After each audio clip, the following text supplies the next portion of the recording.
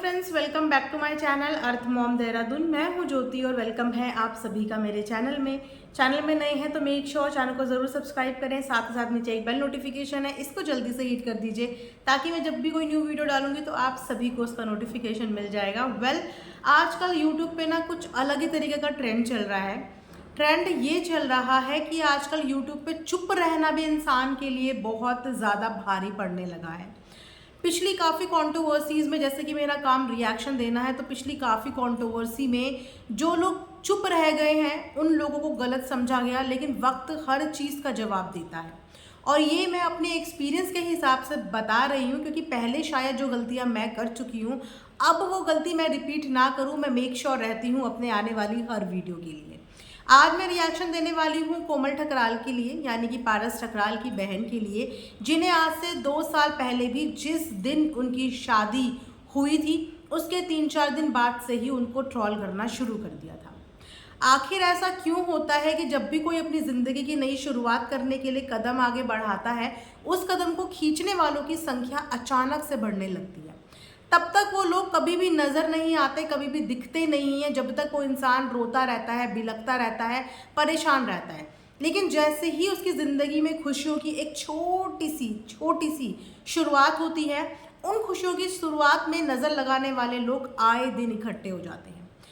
कोमल ठकराल का किसी भी कंट्रोवर्सी से कभी भी कोई भी लेना देना नहीं रहा है। आज तक के मैंने जितना भी उनको फॉलो किया है, उसने कभी भी कोई भी स्टेटमेंट सोशल मीडिया पे नहीं दी रिगार्डिंग एनीवन। अब मैं इसीलिए बोल रही हूँ कि चुप रहना कभी कभी अपने लिए इतना हार्मफुल हो जाता है ना। उसके कुछ एग्जाम्पल्स मैं आप लोगों के लिए यहाँ पे ज़रूर देना चाहूँगी क्योंकि ये सारे एग्जाम्पल्स सिर्फ औरतों के लिए ही हैं। हमारे सोशल मीडिया पे ना आदमी बहुत वोकल हो गए हैं।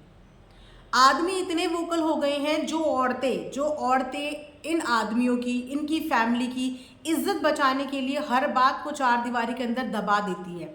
कई बार पानी का घूंट पी के बिना खाना खाए हुए सो जाती है, कभी कभी रोते रोते सो जाती है, लेकिन अपनी घर की इज्जत चार दीवारी से बाहर नहीं लाती है। लेकिन जब ये आदमी, मैं सब आदमियों के लिए नहीं बोल रही हूँ, कुछ आदमियों की ऐसी हरकतें रहती है ना कि वो जब नफरत करने पे आए या वो जब किसी की इज्जत उछालने पे आए तो वो सारे दिन भूल जाते हैं जिस समय पे औरत ने उनके लिए कॉम्प्रोमाइज़ किया होता है। आजकल घर की चार दीवारी की बाहर लाने वाले औरतें नहीं हैं।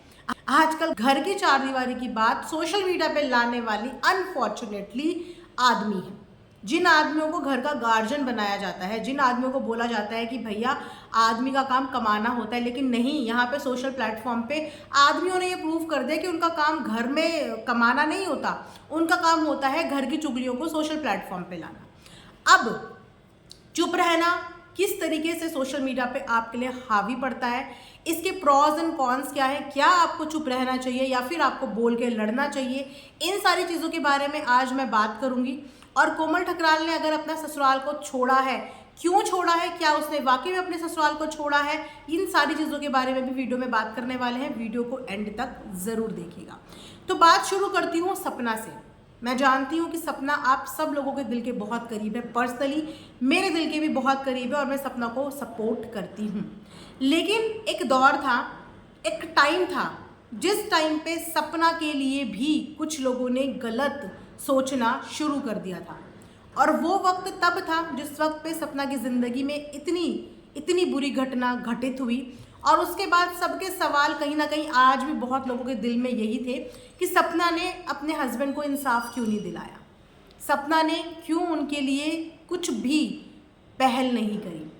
बहुत लोगों ने उन्हें कोसा, बहुत लोग इस चीज़ से नाराज़ भी हुए, लेकिन आज पूरे 1-1.25 साल के बाद हमारी आंखों के सामने से एक मुखौटा हटा कि एक औरत ज़ुबान तो तब खोलती ना जब उसको उस ज़ुबान को खोलने की अनुमति मिलती। एक औरत अपने परिवार को चलाने के लिए, अपनी फैमिली को चलाने के लिए सारे दाग अपने ऊपर लेके भी चुप रहती है, लेकिन जब चीज़ें सर से ऊपर हो जाती है ना, पाप का घड़ा सर से ऊपर भर जाता है, इंसान सांस भी नहीं ले पाता, तो सांस लेने के लिए वो अपनी गर्दन बाहर निकालता ही है। 1-1.25 साल तक सपना अपने ऊपर हर ब्लेम लेती रही उसको क्या क्या नहीं बोला गया, उसने वो सारे ब्लेम अपने ऊपर लिए, लेकिन अपने ससुराल वालों के लिए एक शब्द नहीं बोला। लेकिन जब चीज़ें अति हो गई तो वो भी फूटी, क्योंकि उसका प्लेटफॉर्म था, ये उसकी सोशल मीडिया कर्म भूमि थी, यहाँ पे वो काम करती थी, उसके पास यहाँ के अलावा कुछ भी काम करने का जरिया नहीं था।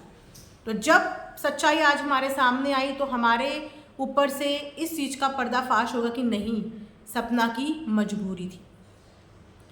उसके बाद अभी इससे पहले मैंने ग्लैम कपल के बारे में वीडियो डाली है। उनकी भी रिलेशनशिप में पिछले 2-3 साल से प्रॉब्लम चल रही है, लेकिन उस लड़की ने आके आज तक भी अपना साइड नहीं बताया, आज तक भी अपने बारे में नहीं बताया। और उनके हस्बैंड ने आके जो कल का वीडियो बनाया, उस वीडियो के कमेंट सेक्शन में देखना कि किस तरीके से लोग ग्लैम गर्ल को यानी कि हिमांशी को बहुत कुछ उल्टा सीधा बोल रहे हैं। क्यों? क्योंकि उसने आके अपनी स्टोरी नहीं बताई, और एक इंसान ने आके अपनी स्टोरी बताई तो उसकी स्टोरी से अग्री होके किसी दूसरे इंसान को नेगेटिविटी देनी शुरू कर दी।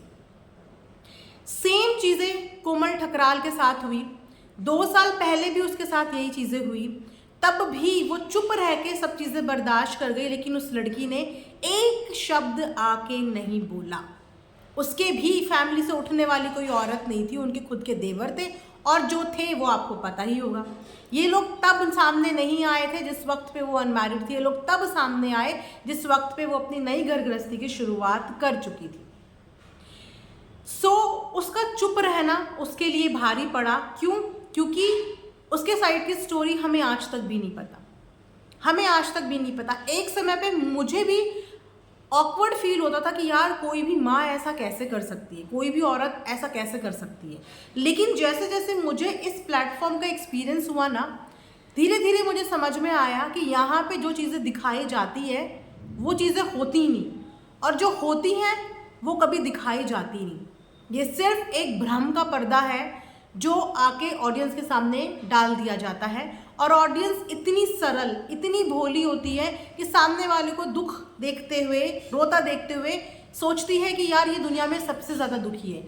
लेकिन ऑडियंस को नहीं पता कि कैमरा ऑफ होते ही वो इंसान हंसते मुस्कुराता रहता है कि वाह मज़ा आ गया, अब लगेगी क्लास, अब आएंगे मज़े। कोमल के ऊपर भी काफ़ी ब्लेम लगाए गए, लेकिन क्या कभी जानने की कोशिश करी, कभी ये फील करने की कोशिश करी कि क्या कोई औरत, क्या कोई लड़की इतनी ज़्यादा सेल्फिश या इतनी ज़्यादा निर्दयी हो सकती है? कभी सोची, जानने की कोशिश करी? बैक टू बैक हर चीज़ के एलिगेशन में उसको घसीट लिया गया, हर चीज़ के एलिगेशन में उसको घसीट लिया गया, जबकि उसका उन तमाम चीज़ों में कोई भी हाथ नहीं था। सोशल मीडिया पे जो वीडियो बना के लड़ाई करते हैं ना, उनका सिर्फ एक एजेंडा होता है, डॉलर छापना। क्योंकि वो चाहे कंट्रोवर्सी करे, चाहे कुछ भी करे, अपना मोनेटाइजेशन ऑफ करना नहीं भूलते हैं। Point to be noted. लड़ाई करते हैं, झगड़ा करते हैं, रोते हैं, बिलखते हैं, लेकिन वीडियो को मोनेटाइज करना नहीं भूलते हैं, क्योंकि वो अपने इमोशंस भी बेच रहे हैं, अपने घर के झगड़े भी बेच रहे हैं, सब कुछ बेच के पैसा कमा रहे हैं, लेकिन मोनेटाइज करना नहीं भूल रहे हैं। वहाँ पे एक लड़की जिसने अपना यूट्यूब चैनल शुरू तो किया, लेकिन कंट्रोवर्सी में डील नहीं कर पाई, उसको अपना साइड बताना ही नहीं था। क्यों नहीं बताना था? इसके बहुत सारे रीज़न हो सकते थे, बहुत सारे रीज़न इनफैक्ट होंगे कि उसको क्यों नहीं बताना, क्योंकि वो अपने नए रिश्ते पे पुराने रिश्तों को हावी नहीं होने देना चाहती होगी, वो अपने नए रिश्तों को संभाल के रखना चाहती होगी। आज चलो इफ़ इन केस बहुत सारे लोगों ने रील देखी कि उन्होंने दादाजी के साथ रील डाली, दादाजी कोई बाहर के थे। आज की डेट में बड़े बुजुर्गों का प्यार हासिल करना ही सबसे बड़ा टास्क होता है। पूछो क्यों? क्योंकि बड़े बुजुर्गों में और बच्चों में कोई डिफरेंस नहीं होता। जिस तरीके से बच्चे जिद्दी होते हैं ना, प्यार के बदले प्यार देते हैं, वैसे ही हमारे घर के बड़े बुजुर्ग हो जाते हैं एक टाइम पे आके कि उनको फिर आप किसी चीज़ से बहला फुसला नहीं सकते। हाँ, एक चीज़ से, उनकी सेवा करके, उनको प्यार करके। दादाजी के साथ एक रील डालने से क्या प्रूव होता है? कुछ गलत प्रूव होता है क्या? ये कोई गलत एग्जाम्पल जा रहा है? अपने घर के बुजुर्ग के साथ वीडियो बनाना, उनको अपनी रील में लेना, कितने खुश थे दादाजी। अगर जज ही करना था तो मैं बोलूं कि उनका फेस देखते एक बार, कितने खुश थे, कितने कंफर्टेबल थे वो, घर की बहू को गले लग रहे थे, उसको आशीर्वाद दे रहे थे, कितने खुश थे। एक औरत हर वो कोशिश करती है जिससे कि उसका घर बचा रहे। क्या मैं ये बोलती हूँ कि न्यूक्लियर रहना पाप होता है? इफ़ इन केस कोई इंसान न्यूक्लियर फैमिली में भी रह रहा है, क्या न्यूक्लियर फैमिली में रहना पाप होता है या ये गलत होता है? आप में से जितने लोग भी मेरी ये वीडियो देख रहे होंगे, मुझे ज़रूर कमेंट्स में बताना कि आप एक जॉइंट फैमिली का हिस्सा हो या फिर आप एक न्यूक्लियर फैमिली में रहते हो। आज भी कम से कम 50% लोग न्यूक्लियर ही रहते हैं। चाहे रीज़न बच्चों की एजुकेशन हो, चाहे reason job point of view से हो, चाहे कुछ भी रीज़न हो, अभी भी 50% लोग अगर जॉइंट फैमिली का हिस्सा हैं तो 50% लोग न्यूक्लियर रहते हैं। फिर रहने का मतलब ये नहीं होता कि आप अपनी कुछ भी चीज़ें पूरी नहीं कर रहे हो। समटाइम्स घर में ऐसी सिचुएशंस डेवलप हो जाती हैं कि हमें विद अ हैवी हार्ट कुछ डिसीज़न लेने पड़ते हैं और वो डिसीज़न सबकी भलाई के लिए होते हैं। हिमांशी और ऋषि की जो यहाँ पे बात आई है, वो दोनों भी फैमिली से अलग रहते थे। इनफैक्ट फैमिली नहीं कहा था, क्योंकि हर फैमिली चाहती है कि हमारे बच्चे खुश रहें। कोई भी फैमिली कभी ये नहीं चाहेगी कि हमारे बच्चों के बीच में लड़ाई झगड़े हों या हमारे बच्चों के बीच में दरार आए। बच्चों की खुशी के लिए फैमिली कॉम्प्रोमाइज़ करती है। लेकिन अगर किसी भी रीज़न से घर में कलह कलेश हो रहा है, आपस में निभ नहीं रही है, तो थोड़ा सा दूर जाना बुरा नहीं होता। थोड़ा सा दूर जाने से आपके रिश्ते ख़त्म नहीं होते, प्यार मोहब्बत ख़त्म नहीं होती, या तो आपकी जिम्मेदारियां ख़त्म नहीं होती हैं।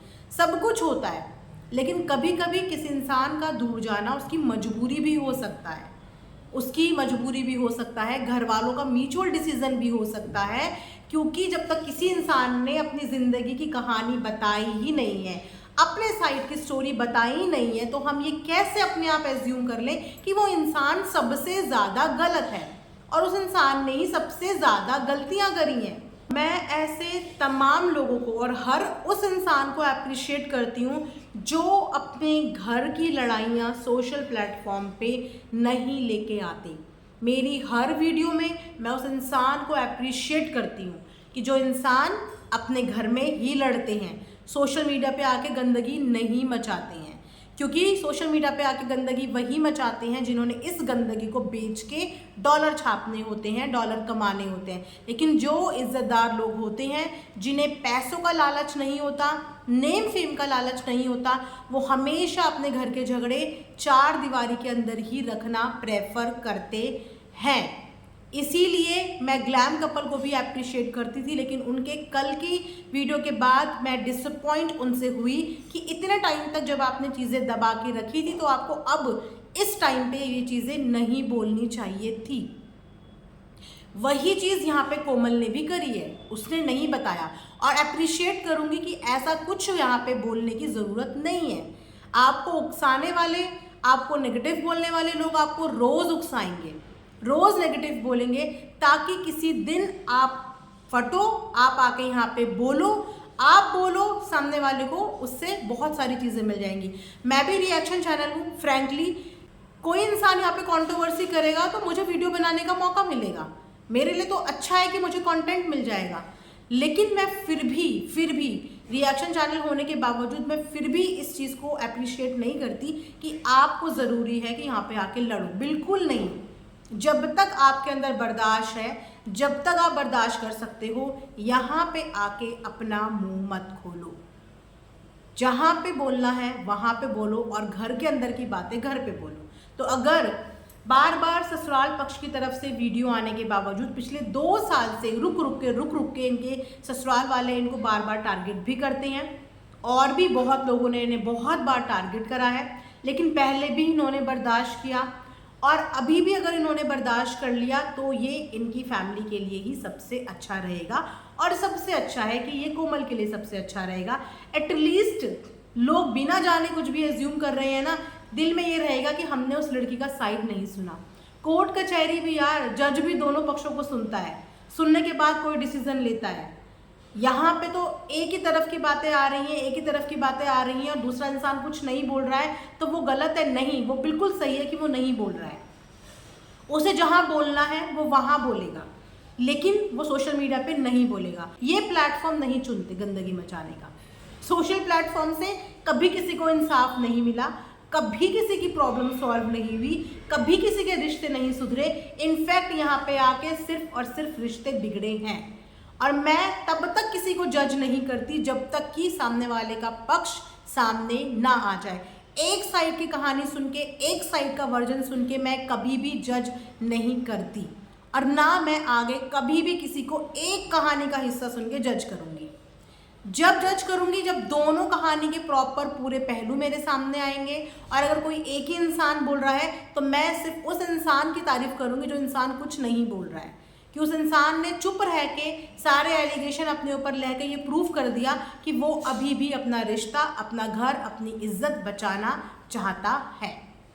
सो मैंने सोचा चलिए एक छोटा सा रिएक्शन मैं इस पर दे देती हूँ, क्योंकि मैंने कुछ कमेंट्स रील्स के नीचे पढ़े थे कोमल की, उनके दादाजी के साथ जो रील थी उसके नीचे पढ़े थे, और मुझे नहीं पता फैमिली में कौन सही है कौन गलत है। जब मुझे नहीं पता तो मैं नहीं बोलूँगी कि कौन सही है कौन गलत है, लेकिन मैं ये ज़रूर बोलूँगी कि घर की इज्जत घर के अंदर रखना भी बहू की जिम्मेदारी होती है।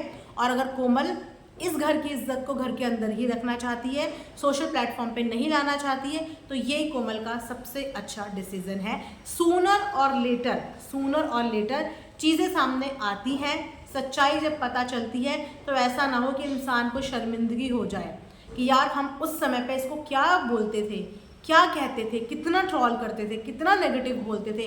लेकिन आज सच्चाई तो उन चीज़ों से बिल्कुल विपरीत है। ये तो हमने उम्मीद ही नहीं करी थी, क्योंकि ऐसे एग्जाम्पल मैंने अपने रिएक्शन करियर में देखे हैं। चुप रहने का मतलब लोगों को गलत बोल दिया गया कि इसने चुप रहा, ये बैकआउट कर दिया, इसका मतलब ये गलत है, ये गलत है। लेकिन जब कुछ समय के बाद चीज़ें पता चली, चीज़ें सामने आई, तो मुझे पर्सनली इतना बुरा लगा कि यार उस समय सोचे समझे बिना कैसे बोल दिया था। आज चीज़ें कितनी अलग हैं। तो इसीलिए अपने इस रिएक्शन करियर से मैंने पर्सनली ये चीज़ एक्सपीरियंस करी है, और अब मैं इन फ्यूचर में इस चीज़ को दोहराना नहीं चाहती, और ना ही मैं कभी दोहराऊंगी। तो चलिए ये रिएक्शन वीडियो मैं यहीं पे एंड करती हूँ। मिलेंगे नेक्स्ट वीडियो में, तब तक अपना ध्यान रखिए। Thanks for watching earth mom Dehradun.